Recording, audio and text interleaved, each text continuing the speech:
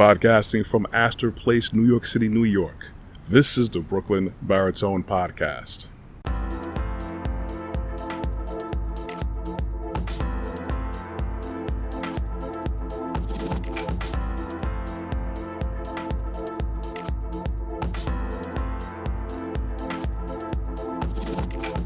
Good morning, everyone. Well, it's usually morning when I'm recording these podcasts and productions, but whenever you choose to join me, morning, afternoon, evening, nighttime, late at night, it doesn't matter. I appreciate the likes, the looks, the listens, and of course, I'd appreciate you hitting the subscribe or notification bell on my YouTube channel, Brooklyn Baritone. But of course, do that if you want to. No pressure. Though I would like the algorithm to swing in my direction.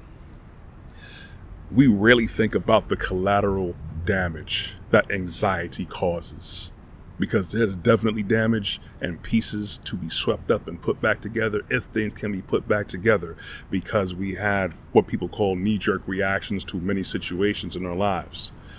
We have to go forward with clarity, intelligence, logic, and unfortunately, especially with many recent incidents globally, we see that logic is just thrown out the window.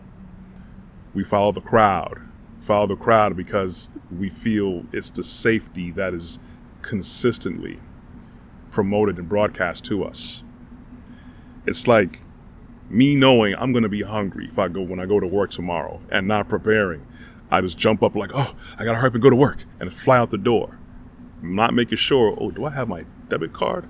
Which I usually do. Do I have money on me? Which I usually do. Or I can say, let me prepare something the night before so I can take it with me, because I know chances are I'm going to want to eat. Let me make sure I want to eat.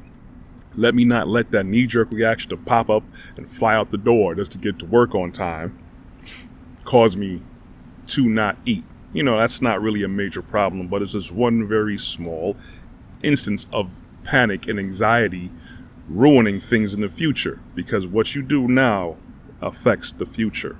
Your words and your actions. Now, going to a much more broader incident. It's now 2022 as I'm recording this. Back in 2020, at the height of the hysteria of the pandemic scramble, 2 words: toilet paper. I still don't understand the hysteria behind people hoarding toilet paper. And the crazy thing is that people were out there getting toilet paper like a bunch of mad people. Meanwhile, dried goods and canned goods were fully stocked. I don't know, my synopsis on this, my theory is that it's possible, maybe at that time when everything was starting, people just kind of had the mindset to want to stock up. Somebody innocently probably had to go get a lot of toilet paper because we're getting it from that household, and like their cousin called them, hey, while you're down there, get me a roll, get me a pack too. And then they were like, oh, wait a second, Nancy, our neighbor, said she wanted to. She actually gave us money for it. So they probably got their big mega roll for their cousin and mega roll for Nancy, their neighbor. So some people probably saw, wait a second, they're stocking up. Well, let's go grab 2, 3, 4 for ourselves too. And then when other people saw those people with their carts and a whole bunch of toilet paper, hey, people are starting to stock up with toilet paper. There must be a shortage. Let's go, guys, and get toilet paper. And it probably spread like wildfire like that. That's only my opinion of what probably could have happened. Who knows what happened with that? But again, panic causes so much problems and causes us to act so irrational. Now let's go for something with a bigger scope. Going back a little further, 3 letters for you people who were around for this. Y2K.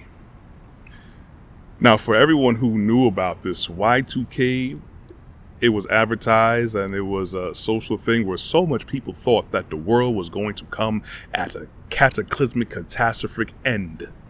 Everything was going to blow up and shut down. People thought that computers, for whatever reason, computers and automated systems could not calculate past the year 1999. So as soon as the year 2000 midnight hit, people thought that computer systems were going to shut down. Bank accounts locked up, planes are going to drop out the sky, cars are going to stop driving.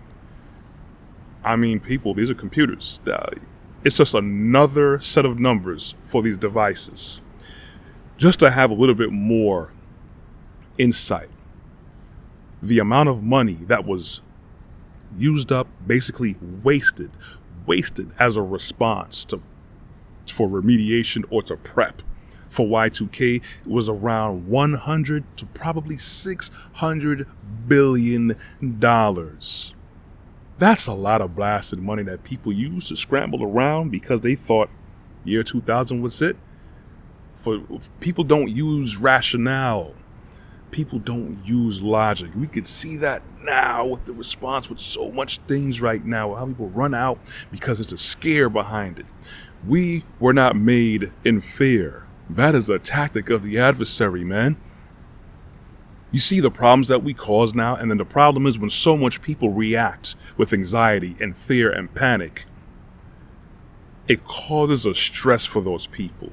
I keep telling people that anxiety and fear breaks down your immune system, breaks you down spiritually, and then that, of course, is going to break you down physically. You will be your own worst enemy because you decide to panic for everything, because you don't have a clear, level head. Take a step back and breathe and take a look at the bigger picture. Breathe. Again, I'm just using these 2 or 3 quick analogies. Stop allowing panic to rule you, because it causes a lot of monetary loss of man hours. It makes you lose peace of mind. It doesn't allow you to keep a clear path in front of you. And then now we have to utilize man hours to pick up the pieces when we could have been using that to thrive and do better things.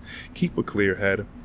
Stop using panic as a way of life. Don't allow these people to rule you with these things. Don't deal with the collateral damage that panic causes. Anyways, that's all I have for today. I think my camera's telling me it's time to go. If you want to catch more of my content, you can go to my website at brooklynbaritone.com. You could also catch more of my content, video content, on my YouTube channel, Brooklyn Baritone. I'm also found on LinkedIn under Corey Ashley. You can find me on Instagram and on Facebook. The audio versions of these podcasts can be found on Google Podcasts, iTunes Podcasts, Amazon Music under Podcast, and many other podcast platforms. I also broadcast on local Brooklyn cable television 4 times a week, on Tuesdays and Thursdays at 12 a.m. and 2 p.m. on Verizon, Optimum, RCN, and Spectrum. Anyway, that's all I got. Thank you guys for listening. I want you guys to walk good, be blessed, don't panic, be cool, be cool. You'll hear from me next week. I'm out.